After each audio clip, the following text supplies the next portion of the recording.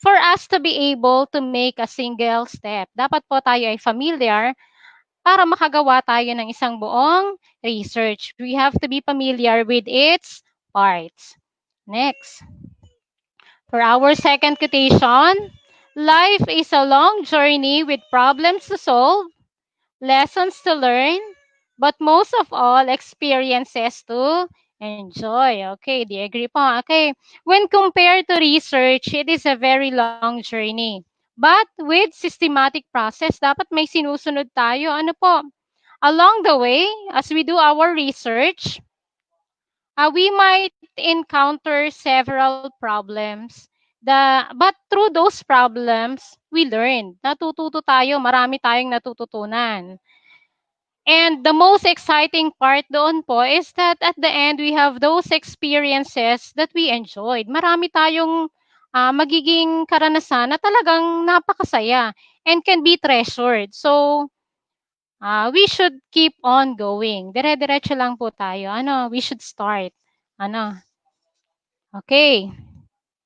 We have here also in research, we have to take research as our personal journey. To be able to do, para tayo makabuo ng research, i-consider nyo mo siya as your personal journey.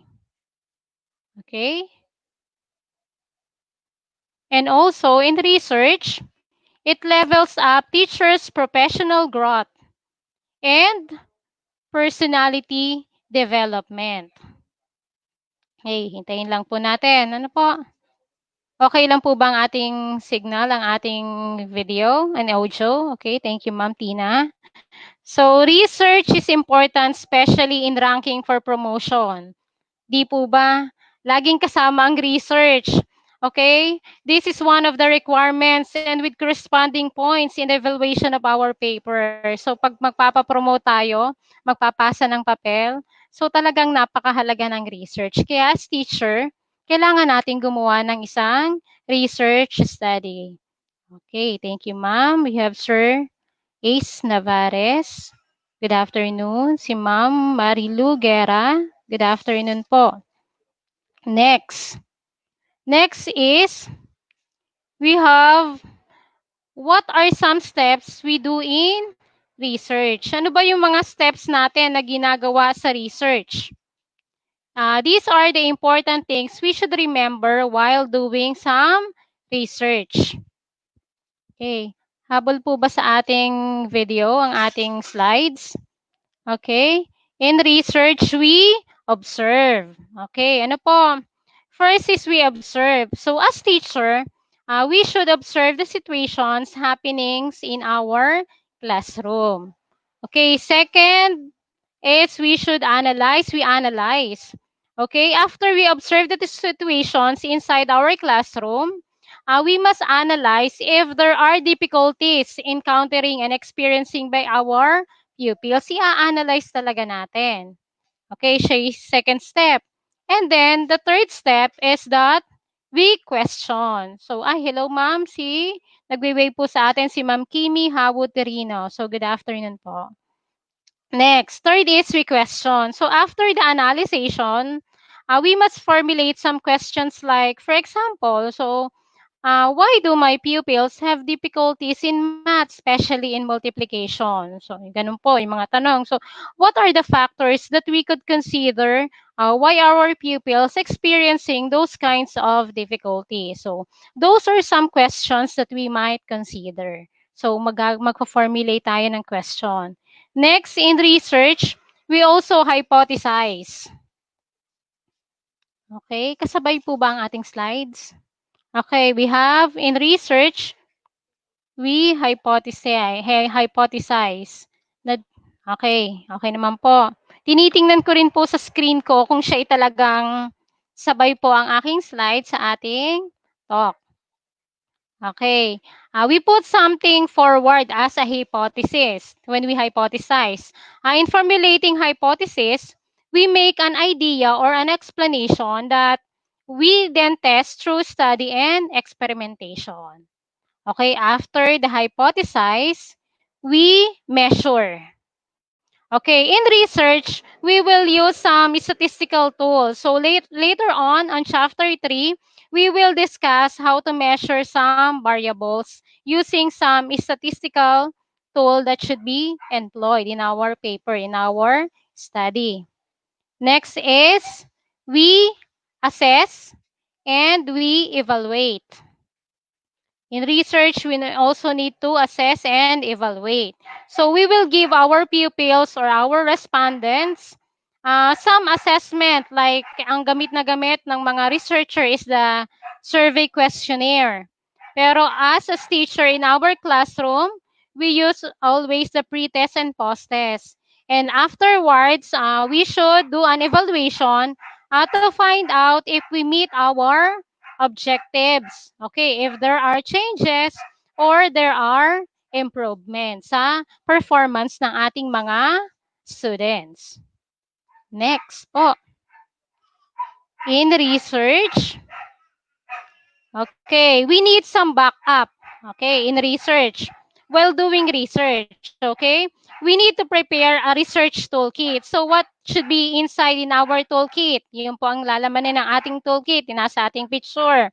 First is we need some books and other researches as our references. Kailangan po natin yan. It is important to look and read first the literature, sabi nga nila. Mahalagang unahin nating basahin ang related lit ng ng mga researches from others. We need also the internet. Sa panahon ngayon, talagang napakahalagang bagay ng may internet connection. Ano po, in doing research. We should also need to prepare some medicines. Yan, kita nyo, may bote po dyan. Kasi while conducting research, you might have some headaches. Sasakit ang ulo natin sa kaiisip. Ano po? And we also need to seek ideas from others who know more about our topic. So those are some examples of our research toolkit. So let's proceed to our other slide, to my next slide. So the definition of research. Okay, let us define research. So according to Creswell, 2012, kasabay po ba, Ma'am Tina? Okay, research is a process of steps used to collect and analyze information to increase our understanding of a topic or issue. So in research, we need to follow a step-by-step procedure. Hello po, Ma'am Lenny Garcia.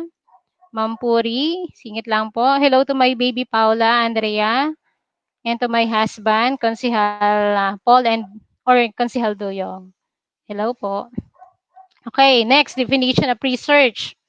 Research also, according to Frankel and Wallen, 2008, research is an orderly, careful, and patient study and investigation of a subject matter for the purpose of adding to the body of knowledge. So we have to remember those three words. Dapat orderly, careful, and patient. It is a patient study. Ano po? Next. Okay. Let us now proceed to the major parts of research study. So in research, we have sa papel natin in MA, sa thesis writing, and even in dissertation, we have chapters 1, 2, 3, 4, and 5. So before that, let me share you my short experiences during my MA studies. So at first 2 years of attending MA, including summer classes. So wala po akong pinalalampas. Kahit mga bakasyon, summer classes, talagang pinapasukan ko. Because if I miss a subject, sometimes it's not being offered. Kaya minsan po, tumatagal ang ang ating MA into 4 or 5 years, minsan higit pa. So in MA or even in doctoral, during the first 2 years or 3 years of attending classes, maki-consider natin as okay lang. Ano po? In order to pass the subject, we are just required to have ano po bang requirements noon para maipasa ang ating mga subjects. Yung mga major, minor, cognate, kailangan po natin ng attendance. So, kaya po natin yon. We have recitation. So, mag-participate, magkakamarka, papasa. We also have We need to submit our reports, oral reports, magre-report ka, and then exams and final exams. So, we can easily comply to those requirements kaya makakapasa tayo. I think it is yung writing research paper, yun na yung pinakamahirap na parte ng pagpasok natin ng MA or even in doctoral.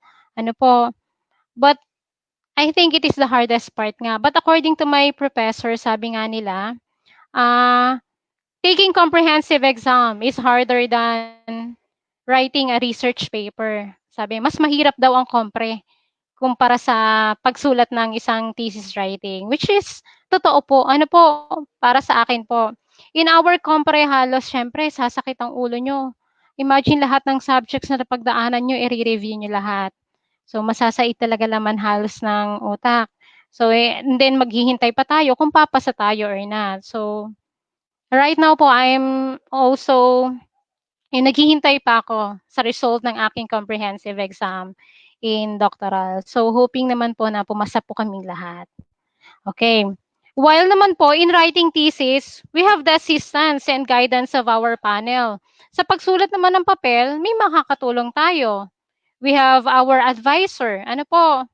That time, I had second thought to not to continue my studies in thesis writing. Ayoko nang sumulat ng research paper. Pinanghihinaan na ako ng loob, natatakot po ako during that time. Because I am not familiar with the research study. So, hindi ko alam yung mga parts ng research. Hindi ko alam kung paano magsisimula. So, nakakaiyak. So, but through the help of my advisor, so that time si Dr. Edna Briones, I passed the subject with good grades. Okay, she was very approachable and very patient during our weekly consultation. Imagine tuwing linggo, pipila kami ng mahaba. Minsan inaabot na kami para sa weekly consultation. She will really teach you on how you're going to write your paper at talagang makakabuo ka ng isang research study with the help of your panel, especially your advisor. Okay, that's why I choose this topic. I may not be very good in research study, but I want to share little knowledge and my own experiences when it comes to research. So I may not meet your full expectations po, but I'm hoping that you will gain something useful that may help you in your research writing, especially those new teachers who are not familiar with the different parts of research. So I hope that this lightning talk will help. So, okay. Thank you po so much. Okay, let's begin now. Let's go on now on chapter 1, sa major parts of our research. Okay, nasa chapter 1 na po tayo. Okay, the problem and its background. That is the title of our chapter 1. It includes, ano po ang nilalaman ng ating chapter 1? We have the introduction, the background of the study. We also need the theoretical or the conceptual framework. We also need the research paradigm in chapter 1. Okay, in chapter 1 also, it includes the statement of the problem, the research hypothesis, the significance of the study, the scope and the limitations of the study, and the last is the definition of terms. So I just want to remind you that different institutions, universities, yung mga schools have their own format in writing their research paper. Yung halimbawang school na to, hindi ganun kapareho ang format ng pagsulat nila ng research, yung mga parts po. But what I'm going to show you are the major parts of the research from the introduction to conclusion. Okay. Good afternoon po, Ma'am Miles. Good afternoon po, Ma'am Elizabeth Lopez po. Good afternoon po. Next po. Okay, let's go now in introduction. What should we include in introduction? Okay, we have letter A. Legal justification or the legal basis of the research proposal. Okay. Letter A, it could be a portion of the Constitution, a memorandum, a directive, an official mandate, a policy or an ongoing program. Yun po ang pwedeng ilagay natin sa letter A, yung mga legal justification. And in introduction, we also have to cite personal justification why you intend to conduct a research on the topic or the subject matter. So of course, it must be related to your line of profession. It can be based from what you observe inside your classroom or in your community. Kaya ka magko-conduct ng topic na yon kasi yun yung nakita mo sa classroom mo o sa community mo.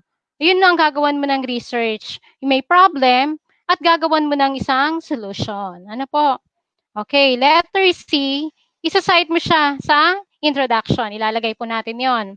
Letter C is you need to cite some literature or concepts about the topic from other authors. So literature coming from other references which are related to your chosen topic for your research. But don't forget to cite the author. Laging ilalagay natin kung sino yung author and include them in your bibliography. Ano po? Lagi nating ilalagay kung saan natin kinuha at kung sino yung author po nun. Next. Okay. Next part in chapter 1 is the background of the study. Nasa pangalawa na po tayo. Background of the study. So, this part is shorter than the introduction. Mas maiksi lang siya. It can be 1 to 2 pages only ang ating background of the study. So, what to include in our background of the study? We have to give a reader a background of what the problem is. Okay. Next, on background of the study, we have also to indicate what problem exists that made you think to conduct the study. Dapat ilalagay natin yon. So remember, that the well background of the study will provide your study with the content and prompt readers to read the rest of your paper. Dun pa lang pag nakita nila yung background of the study, they will become motivated and interested to read your paper. Kaya ganun kahalaga ang background of the study. It also establishes the content of the research. So this section also explains why this particular research topic is important. So yun po ang ating background of the study. Kaya mahalagang parte po siya sa ating paper. Next naman po, we have the theoretical and the conceptual framework. Kasabay ba ang theoretical and conceptual framework po natin? Okay. It is composed of concrete theories that are related to the topic of the study. So, mga theory po siya. A theoretical framework is similar to the frame of a house. So, just as the foundation supports a house. So, a theoretical framework provides a rationale for predictions about the relationship among variables of a research study. So, in formulating a theoretical framework, you may look at the various theories upon which you can base your study. Doon po i-base na rin yung study natin. In other words, this is a discussion of the theory which serve as the basis for your study. So, next slide po natin. In theoretical framework po, we have also to cite the theory. We need to discuss it and or explain. I-explain po natin. We also need to relate or anchor your research to the theory. Okay. While the conceptual framework po, present the relationship between the specific context that may be studied. The concept used at this level should be derived from the concept used in theoretical framework. Okay, let's move on to the next part. Okay, under chapter 1 is also the research paradigm. Okay, in here, we need to present the conceptual model or the research paradigm. Okay, in my paper, I always use the IVDB. Kung familiar po kayo doon. Doon ako mas familiar. Ano po? the IVDB framework, or the independent and dependent variables. So this paradigm is made up of two identical rectangles. So yung rectangle on the left is the independent variable, di po ba? And on the right is the dependent variable that are considered by the researcher in the study. So most familiar po akong gamitin sa paper ko yung IVDP, yung independent and dependent variables. Others are using yung IPO, yung input process output. So, depende po yun sa model na inyong gagamitin as your research paradigm. Next. Okay, the research paradigm. It is also the conceptual model. The conceptual model is the figurative presentation of the research. Yun po ang ating research paradigm. Okay, next. We are still in chapter 1. Ngayon naman po ay statement of the problem. So, mabilis po ba? Okay, okay lang po. Okay. Statement of the problem. You may put your comments or your questions po if you want po. So next is statement of the problem. A statement of the problem, we have to make an introductory statement or paragraph. Laging may mga paunang pangungusap bago tayo magsimula. Ano po? And also, in statement of the problem, we have to state the specific questions to be answered by the research proposal. Nasa statement of the problem po yon. It should be in interrogative manner kasi magtatanong po tayo. In here, we're going to formulate level 1 questions and level 2 questions. So, ano po ba yung nasa level 1? Under level 1 is our descriptive. And on level 2 is our inferential questions. Yan po. So how can we differentiate if it is descriptive or inferential questions? Okay? A descriptive focused on the independent variables and also on dependent variables. For example, yung mga ginamit ko under my level 1 question sa aking paper is that how do the respondents perceive the personal attributes of teachers with respect to, halimbawa, academic work or sa teacher, halimbawa po pala interpersonal skills, emotional maturity, and others. So, may consider siya as level 1 question. Or another example is, what is the level of pupils' performance with respect to, halimbawa, academic work nga po yon, core values, attendance, and others po. So, yun ang example natin ng descriptive or the level 1 question. So, nasa SOP po natin yan makikita.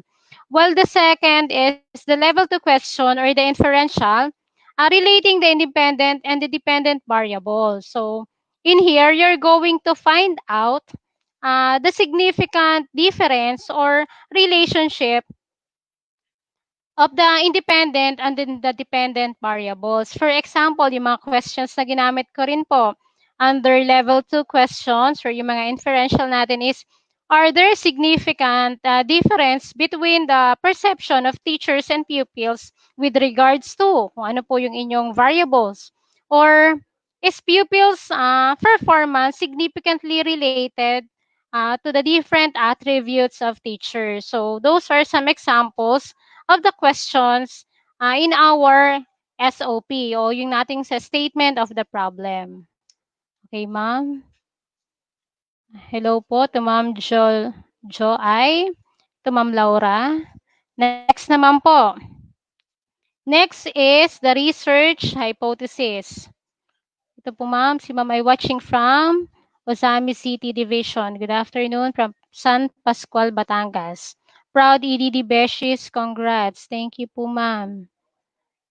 Kay Ma'am Jean Z. Ilagan. Ronalie Dayan Cañete, good afternoon, teacher in Laguna. Good afternoon po.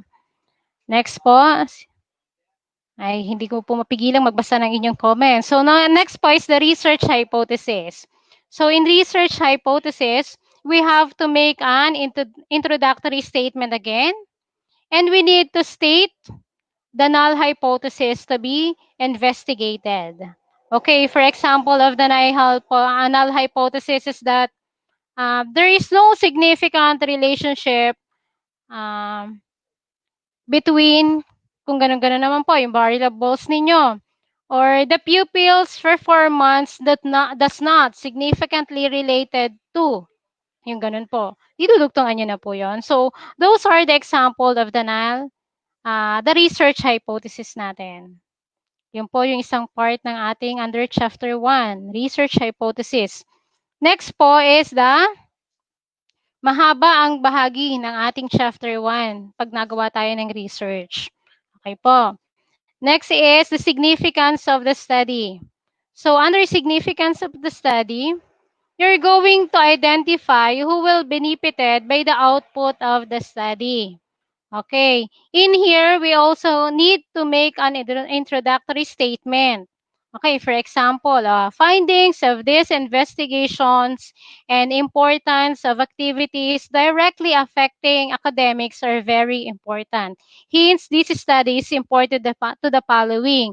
So, isasalaysay nyo, isa-isahin nyo. We're going to identify who will be benefited by the output of the study.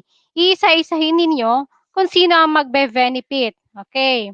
For example po is parents. And then you're going to explain bakit sila magbe-benefit sa studying to. Teachers, you're going to explain also. You will explain, okay, pupils or sometimes school administrators. So you will explain why it is important to them. So we're going to discuss per paragraph the benefits to be derived by each benefactor. So yun po ang ating significance of the study. Next part is the scope and limitations of the study. So, dito na po tayo sa scope and limitations of the study. I just want you to become familiar with the different parts of the research study. Kaya po, ibinibigay ko po sa inyo yung outline. Ano po? And then, this portion, the scope and limitation of the study, this portion answers the basic questions of what, where, when, why, and how, and who. You're going to identify the major variables in your study, in your scope of limitations. Next, the last part in chapter 1. Ito na po yung pinakahuli. The definition of terms.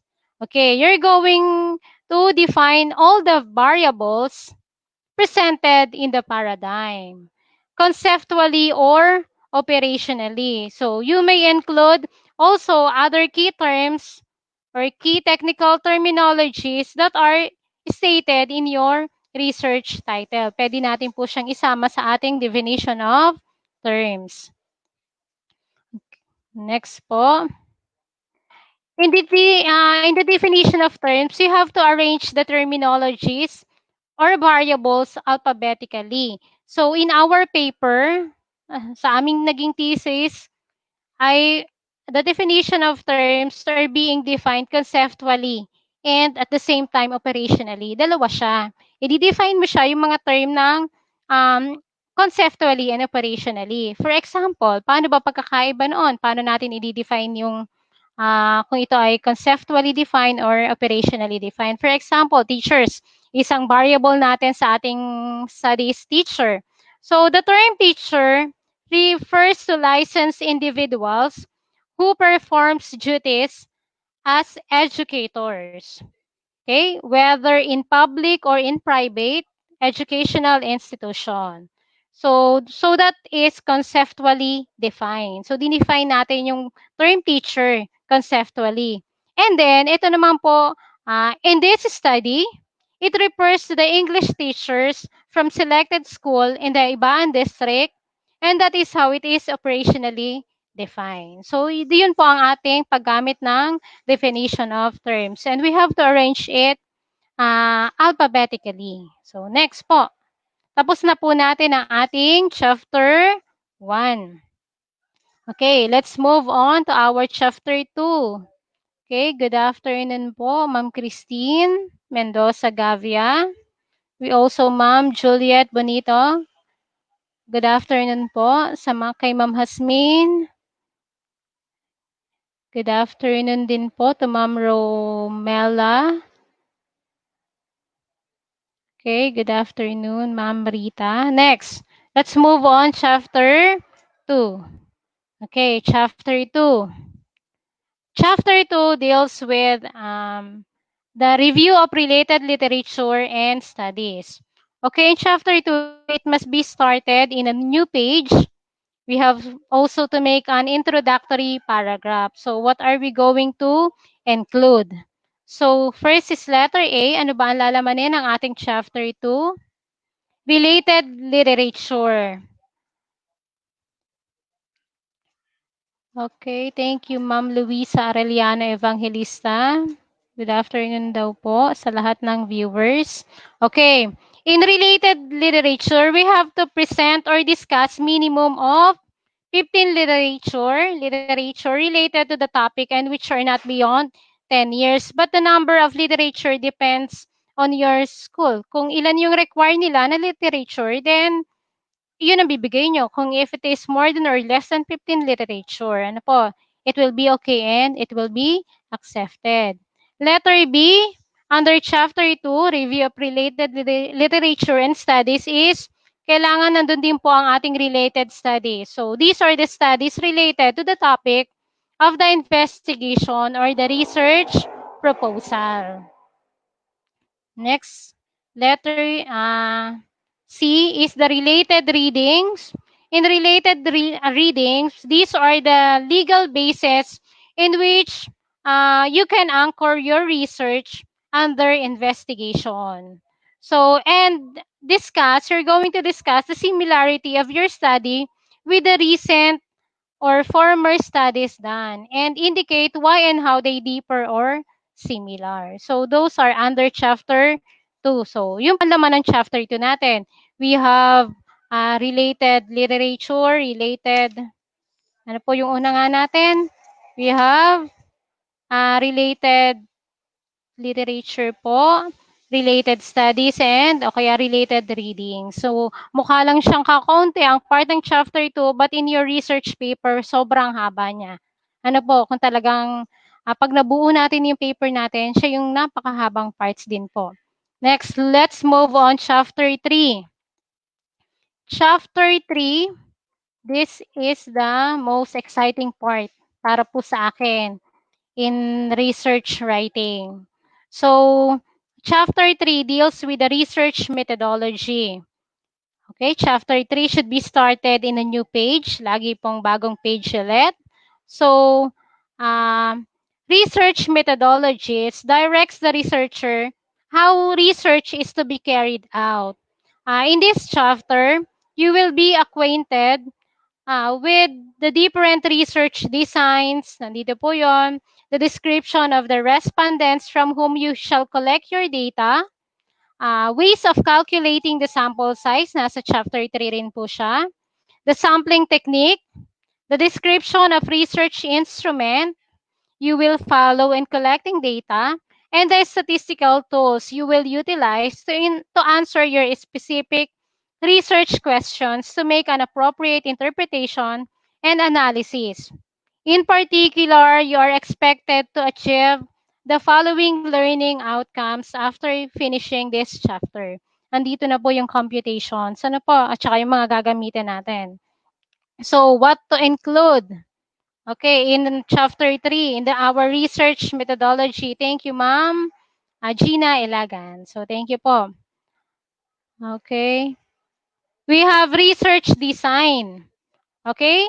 Kauna-unahan natin in chapter 3 is research design to be presented into 2 to 4 paragraph.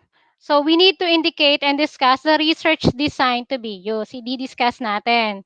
So, according to Lebrero, 2008, so research design is the plan, structure, and strategy of the investigation. The research design provides the components and the plan for successfully carrying out the study. Okay, research design is also the backbone of the research procedure, sabi nga po nila. Next, yung po ang una natin sa research methodology. Ang sunod naman po natin is the population and the sample of the study. So here we have to discuss the characteristics of the population or subject of the study, how and where they are taken. So, a population is a group of individuals who have the same characteristics. Yun po ang sinasabi nating population.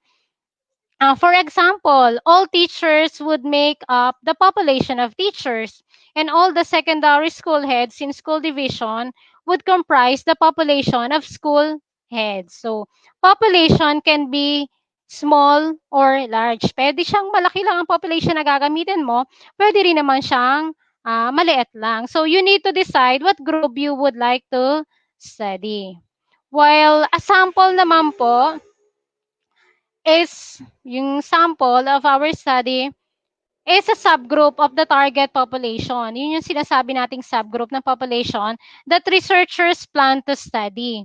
So for generalizing about the target population, uh, in ideal situation, you can select a sample of individuals who are representative of the entire population.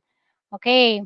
You're going to also discuss how to determine the sample size and state the sampling technique to be used. So may computation po yun kung ilan ang ating gagamitin. Pero yung ginamit ko sa study ko before is selected big school in Ibaan District. So selected po na ang ginamit ko. I use, for example, first school na marami rin ang naging respondents po. Ano po, kasi lahat sila yung mga big school in our district. So next po. Next is the research instrument, letter C, under research methodology. Okay, in research instrument, this is designing an instrument needed to generate data so the research question get answered. Okay? If a questionnaire will be employed, pag gagamit tayo ng questionnaire, we must indicate its parts, its contents, the number of items per part, the variables to be measured per part, and the scales of measurement used. Kung ano yung gagamitin nating mga scales of measurements. So, instrument could be, ano ba yung pwede natin gamitin?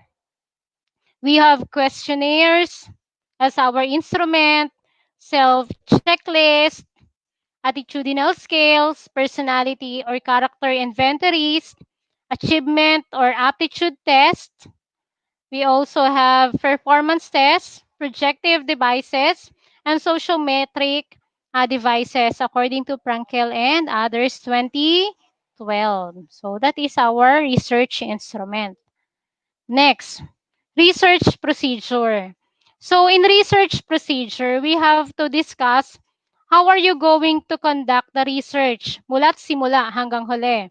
So from conceptualization or composing, proposal, defense, asking of permission to conduct the study. Okay. You need to also to include the general operation and procedures of the study sa paggagawa ng research procedure. Ano po? Next po, under chapter 3 is the statistical treatment of data. So, ito, ang part na to is naka-assign halos po sa ating statistician. Ano po, yung sa statistical treatment of data. So, for the statistical treatment of data, you're going to state one by one the analysis to be done. And you need to indicate the specific statistical tools to be used for each analysis. So, before analyzing the collected data, the researchers must identify the appropriate statistical tools to be used. So, the main two statistical tools are the descriptive and the inferential statistics. So, talagang dito gagamit na tayo ng statistics. So, let's differentiate descriptive statistics to inferential statistics. So, descriptive statistics, syempre, ang masasagot niya yung nasa level 1 question natin, kanina sa SOP.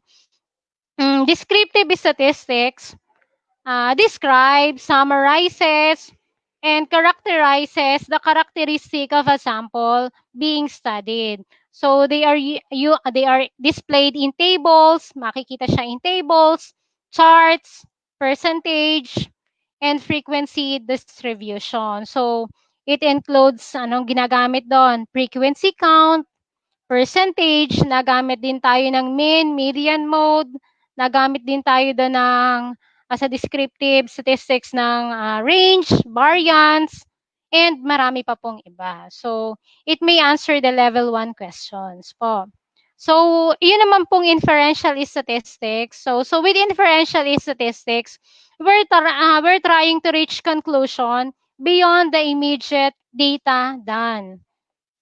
So it is used to make judgment of the probability that an observed difference between the groups is dependable one or that might happen due to chance. And in inferential statistics, we have the test of difference, yung nasa lessons po namin yon, and the test of significant relationship or association, and the test of difference or group comparison. So, yun po. So, it includes parametric and non-parametric tests. Okay, from our data, we will be able to find out what statistical tools are needed in our paper. So, we can select if we need to use, for example, t-test. Yan, papasok yung mga t-test. Hello po. Congrats daw po, tita, from Kambal, Precious and Princess. Okay, yun pong aking mga pamangkin, si Kambal na magaganda. So next, doon po papasok kung ang gagamit tayo ng t-test, kung Pearson R, nandun yung mga Spearman-Rho, yung ANOVA, yung analysis or the analysis of variance, and marami pa pong ibang statistical tool. Apo, yun ay it depends on our data. Ano po? Okay, this part will be best explained by a statistician. Okay, pero pagka ako po ay nag-a-analyze ng sa part pong ito, laging yung mga notes ko ay hawak ko para alam ko rin kung bakit yung statistician ko or yung paper ko ay ito pala ang ginamit na tool. Ano po, ang ginamit ko before is the t-test and ANOVA. Okay, the test of difference po. And yung nga po, gumamit din po ako ng tool na ANOVA. So next po. Wow, nandito na po tayo sa chapter 4. Chapter 4 na po tayo. Okay, chapter 4. Mabilis po ba ang ating, nasa chapter 4 na po tayo. Okay, this is very relevant and timely. Thank you. Thank you, Ma'am Maria Teresa Mapue Corrales. Thank you po. Good afternoon. Kung may kakulangan po, pagpasensyahan niyo na po. Ano po?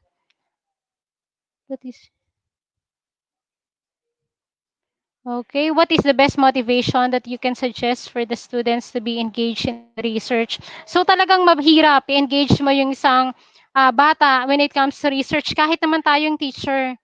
So siguro we should let them realize the importance of doing research. So dapat sa atin pa lang nakikita na nila. So sa atin pa lang ititrain na natin silang maigi, and as teacher, bigyan mo na siya, kagaya nitong ginagawa natin, i-familiarize mo na siya with the different parts of research. Kasi once na tayo ay susubok sa isang research, nang wala kang, kagaya ko, nung nag-MA po ako, na wala akong experience sa pagsulat ng, meron naman yung mga baby thesis during college, pero nung nasa MA na ako sa LSPU, ayun na ang gagaling ng classmate ko, hindi ako familiar with the different parts of research, paano ako magsisimula? So ilang gabing iiyakan. Tutuloy po ba ako o hindi? Laging ganon. Kaya minsan, tinatapos na natin with non-thesis. Pero mas maganda po na talagang we should finish it up to yung sa huling requirements ng MA. So, yun po. So, sana makapasa din po ako sa compre so that I can start writing my dissertation. So, maraming salamat po. So, next is chapter 4. Nakakasarap pong magbasa ng inyong comment. Okay, next. Chapter 4 deals with the presentation, analysis, and interpretation of data. So parang ang iksi ng chapter 4.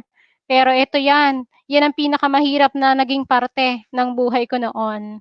Mag-analyze ng data given by a statistician. Ano po? So in chapter 4, we need to present the complete data of your studies. We also need to discuss or present, analyze, and interpret. Nandiyan na tayo. Mag-i-interpretation of data natin. Why, one by one, the findings of the study with respect to the topics enumerated in the SOP or the statement of the problem in our chapter 1. Okay, thank you, Sir Ace Navarez. Claim it, ma'am. You will surely will pass and make it. Thank you, sir. Sana nga po. Thank you so much. So, in chapter 4, it includes the data collected which are presented in table. Nandiyan na, makikita mo sa chapter 4 yung mga table, yung mga graph, pie graph. I-interpret mo yon. Ikaw talaga ang mag-i-interpret. Ibibigay sa'yo ng statistician mo ang result, computed na. Ikaw na, syempre, ang maglalapat ng interpretation. Ano po? So the data were analyzed and interpreted for the purpose of drawing conclusions and recommendations for the study. So my statistician during MA was Dr. Eden C. Calio. She's really the best. Napakagaling niya. She gave me some copies of books, mga aklat. Sabi niya, photocopy mo to. Binigyan niya ako ng copy for my references in doing my interpretation and analysis of data. Kasi ang ginamit ko po noon ay t-test and analysis of variance. Yung mga nasa level 1 natin, madali pang i-interpret po eh. Yung mga graph ay mga table. Pero pagdating dito sa part ng gumamit na tayo ng inferential statistics, i-discuss mo na, i-interpret mo na yung using yung gumamit ng ANOVA at t-test, parang ang hirap na. So during that time, mangiyak-ngiyak po ako. And then ang ginawa ng aking statistician ni Dr. Eden, sabi niya, pag-aralan mo to, basahin mo ang mga related studies na to, yung iba't ibang studies. So buong Christmas vacation, wag kang gagala muna siyempre is ngayon lang naman po 'yon. Ano po, talagang buong Christmas vacation nasa kwarto lang ako. Pilit iniintindi kung paano ng iba ininterpret ang kanilang chapter 4, yung mga results, yung mga tables na 'yon. So, and thank God dahil po sa aking kay Doc Eden na talagang na-interpret ko naman po ng ayos, nakapasa sa kanya. So, I spent it in studying yung buong Christmas vacation and interpreting tables. She assigned to me. So, thank God because it was accepted and approved. So, tama naman po. Nakalusot naman po. So, kaya nakatapos po ako ng chapter 4. So, madami tayong experiences na mararanasan while conducting research at very challenging and exciting. So, dapat ay buo ang loob natin and very positive tayo while in doing research. Next po is our last part. So, huling parte na po ito ng ating parts in our research study is the chapter 5. So, thank you, Ma'am Jasmine Biscocho. So, Ma'am